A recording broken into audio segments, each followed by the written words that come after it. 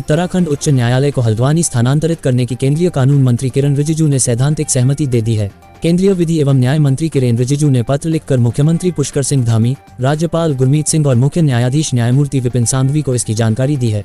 इस पर Uttarakhand bar council में खुशी देखी गई है। यहाँ हल्द्वानी बार एसोसिएशन के उप सचिव हरिओम तिवारी व संयुक्त सचिव प्रेस योगेश लोहनी ने उत्तराखंड बार काउंसिल के सदस्य सचिव मेहरमान सिंह कोरंगा से मुलाकात की और उन्हें बधाई दी। श्री कोरंगा ने भी केंद्र सरकार का उत्तराखंड उच्च न्यायालय को हल्द्वानी स्थानांतरित करने पर धन्यवाद किया और प्रदेश की जनता को बधाई दी। उल्लेखनीय है कि अपने पत्र में केंद्रीय मंत्री ने लिखा है कि राज्य सरकार द्वारा हल्द्वानी में उच्च न्यायालय के लिए आवश्यक अवस्थापना सुविधाएं उपलब्ध कराने पर केंद्र सरकार उत्तराखंड उच्च न्यायालय को नैनीताल से हल्द्वानी शिफ्ट करने की अधिसूचना की प्रक्रिया प्रारंभ कर देगी। केंद्रीय मंत्री ने अपने पत्र में राज्य सरकार के प्रस्ताव का जिक्र किया है। सीएम को संबोधित पत्र में उन्होंने लिखा है कि राज्य सरकार उच्च न्यायालय को संचालित करने के लिए बुनियादी ढांचा प्रदान करने और पूरा खर्च वहन करने के लिए उत्तरदायी होगी। हल्द्वानी में चिन्हित स्थल पर न्यायाधीशों और कर्मचारियों के लिए आवास सहित सभी आवश्यक बुनियादी ढांचा उपलब्ध कराने के बाद उच्च न्यायालय की मुख्य बेंच को नैनीताल से हल्द्वानी स्थानांतरित करने की प्रक्रिया आरंभ होगी। उच्च न्यायालय के लिए बुनियादी ढांचे की उपलब्धता की पुष्टि होने के बाद राष्ट्रपति के अनुमोदन से अधिसूचना जारी की जाएगी और मुख्य बेंच अपने स्थान से काम करना प्रारंभ कर देगी। राज्यपाल के परामर्श से उच्च न्यायालय को नैनीताल स्थानांतरित करने के मामले की जांच की गई है। दोनों संवैधानिक प्राधिकारियों ने इस पर अपनी सहमति दी है।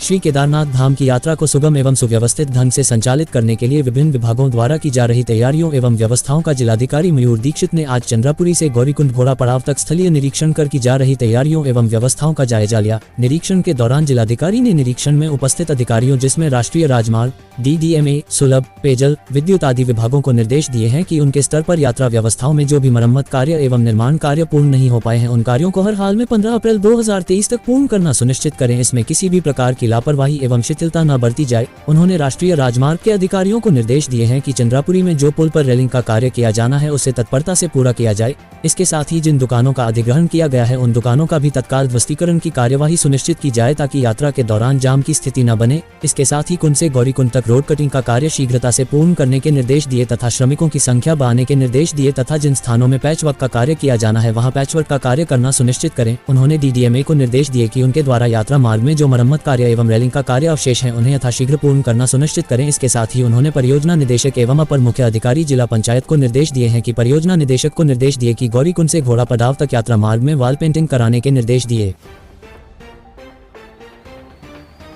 पुलिस मीडिया सेल से प्राप्त सूचना के अनुसार कल दिनांक 25 मार्च 2023 को एक व्यक्ति द्वारा 112 पर फोन करके बताया गया कि कस्बा बेरीनाग में कुछ लोग एक व्यक्ति को पीटकर बाइक में बैठाकर ले गए हैं। सूचना पर उप निरीक्षक रविंद्र पांती के नेतृत्व में highway petrol unit Berinag team त्वरित मौके पर पहुंचे। पुलिस टीम द्वारा आसपास के लोगों से जानकारी ली गई तथा कॉलर से भी प्रकरण की पूर्ण जानकारी ली गई तो लोगों द्वारा उक्त स्थान पर इस प्रकार का कोई भी प्रकरण होना नहीं बताया गया। फोन करने वाले व्यक्ति तौफीक पुत्र रईस निवासी वार्ड नंबर 4 के लखेड़ा बाजपुर जिला उधम सिंह नगर द्वारा 112 पर झूठी सूचना देकर पुलिस को गुमराह किया गया था। पुलिस टीम द्वारा उक्त व्यक्ति का पुलिस अधिनियम के तहत 10,000 रुपए का चालान कर चालानी रिपोर्ट न्यायालय प्रेषित की गई। पुलिस द्वारा आम जनमानस की त्वरित सहायता हेतु हेल्पलाइन नंबर 112 जारी किया गया है जिसमें आने वाली प्रत्येक कॉल पर पुलिस द्वारा त्वरित कार्यवाही की जाती है। सभी जनसामान्य से अपील है कि हेल्पलाइन नंबरों का गलत उपयोग न करें। फर्जी कॉल करने वालों पर सतर्क दृष्टि रखी जा रही है। ऐसे लोगों के विरुद्ध आवश्यक वैधानिक कार्यवाही अमल में लाई जाएगी। उत्तराखंड के पिथौरागढ़ जिले में पानी की कमी है। इसके बावजूद भी उत्तराखंड सरकार की ओर से पानी की कमी को पूरा करने के लिए कोई ठोस कदम नहीं उठाया जा रहा है। गर्मियों में लोगों को पानी की कमी से जूझना पड़ता तो दूसरी ओर किसानों की परेशानी भी कुछ कम होने का नाम नहीं लेती है। पिथौरागढ़ जिले में 800 से अधिक नहरों में 20 साल से पानी नहीं बहा है। अधिकांश नहरें क्षतिग्रस्त हैं। कई नहरों के स्रोत में पानी नहीं होने से भी उसका लाभ किसानों को नहीं मिल रहा है। सीमांत जनपद में हर साल किसान मौसम की मार झेल रहे हैं। इस बार सूखे के कारण किसानों की जिले में रबी की फसल चौपट हो गई है। इसके बावजूद सिंचाई के लिए बनाई गई 800 से अधिक नहर व गूलें किसानों के किसी काम नहीं आई। अक्टूबर से जनवरी तक इस साल सूखे जैसे हालात रहे। जिले में रबी की फसल की बुवाई के बाद पहले बारिश नहीं होने से जमाव प्रभावित हुआ। कई जगह फसल खड़ी हुई भी तो बारिश नहीं होने के कारण पौध पीली पड़ गई। बारिश समय पर नहीं होने से जिले के 72,000 किसानों को खासी मुश्किल हुई है। ये हालत तब है जब जिले में सिंचाई के लिए नहर व गूलें बनाई गई है, लेकिन गलत निर्माण व देखरेख के अभाव में वे किसी भी तरह से किसानों के काम की नहीं रह गई है। बनाड़ा के मुकेश धामी कहते हैं, समय पर बारिश नहीं होने से फसल चौपट हो गई है। नहर है लेकिन पानी नहीं बहता,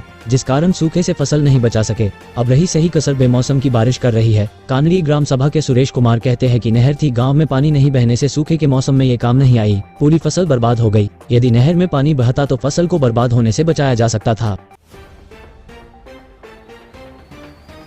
उत्तराखंड में खराब मौसम जमकर तबाही मचा रहा है। बारिश के साथ ही आकाशीय बिजली गिरने से जमकर नुकसान हुआ है। आकाशीय बिजली गिरने के बाद लोग दहशत में आ गए हैं। घटना के बाद प्रशासन की टीम राहत कार्य में जुट गई है। प्राप्त जानकारी के अनुसार उत्तरकाशी जिले के डुंड में आकाशीय बिजली गिरने की सूचना है। देवीदार स्थित खट्टू खाल में देर शाम आकाशीय बिजली गिरने से 300 से ज्यादा बकरियों के झुलसकर मौत की सूचना मिली है। बताया जा रहा है कि भटवाड़ी में बास गाँव के व्यक्ति की बकरियां ऋषिकेश से वापस लौट रही थी, जो रास्ते में आकाशीय बिजली से झुलस गई। ब्लॉक प्रमुख भटवाड़ी विनीता रावत के फोन से सूचना देने के बाद डीएम अभिषेक रुहेला को दी गई। डीएम ने तुरंत ही एक्शन लेते हुए पशुपालन विभाग के अधिकारियों, एसडीएम और आपदा प्रबंधन विभाग को घटनास्थल का मौका मुआयना के निर्देश दे दिए हैं। दरअसल जिले में लगातार खराब मौसम के चलते बारिश का दौर जारी है। ब्लॉक प्रमुख विनीता रावत तथा बीजेपी नेता जगमोहन सिंह रावत ने देर शाम जानकारी देते हुए बताया कि ग्राम बास के संजीव रावत की बकरियां ऋषिकेश से आ रही थी। लंबा सफर होने की वजह से शनिवार को देर शाम खट्टू खाल गाँव में पहुंची थी। तभी मौसम खराब होने के कारण अचानक आकाशीय बिजली गिरने से 300 बकरियां और करीब 55 छोटे बकरी के बच्चे बिजली से पूरी तरह झुलसकर मौत के गाल में समा गए हैं। उन्होंने बताया कि डीएम से बातचीत के बाद प्रशासन की ओर से मौके पर रेस्क्यू टीम भिजवाई जा रही है।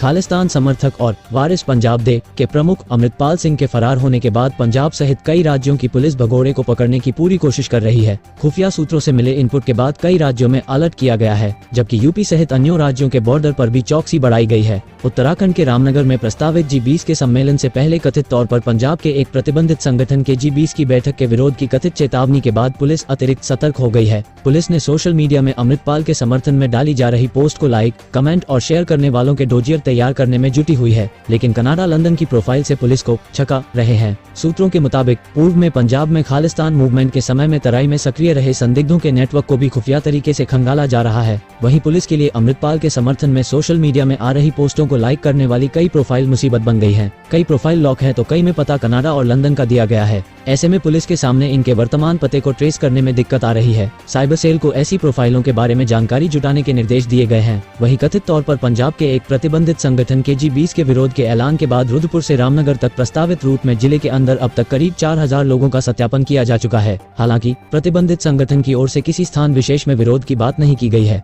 लेकिन पुलिस इसको लेकर अतिरिक्त सतर्कता बरत रही है। शुक्रवार को पुलिस ने मेट्रोपोलिस मॉल और रेडिशन ब्लू होटल में सघन सत्यापन अभियान चलाया। इस दौरान करीब 400 लोगों का सत्यापन किया गया। सत्यापन न कराए मिले लोगों के चालान काटे गए। वहीं डॉग स्क्वाड के जरिए भी प्रस्तावित रूट पर टोह ली जा रही है। एसएसपी डॉक्टर मंजूनाथ टीसी ने बताया कि पंजाब के एक प्रतिबंधित संगठन के G20 के विरोध की कथित चेतावनी को लेकर भी पुलिस अलर्ट है। हालांकि किसी स्थान विशेष पर विरोध की बात नहीं कही गई है। प्रतिबंधित संगठन का जिले में कोई समर्थक तो नहीं है, इसकी पुलिस जांच कर रही है। पुलिस पहले ही G20 की बैठक के लिए प्रस्तावित रूट पर सुरक्षा के चाक चौबंद इंतजाम कर चुकी है।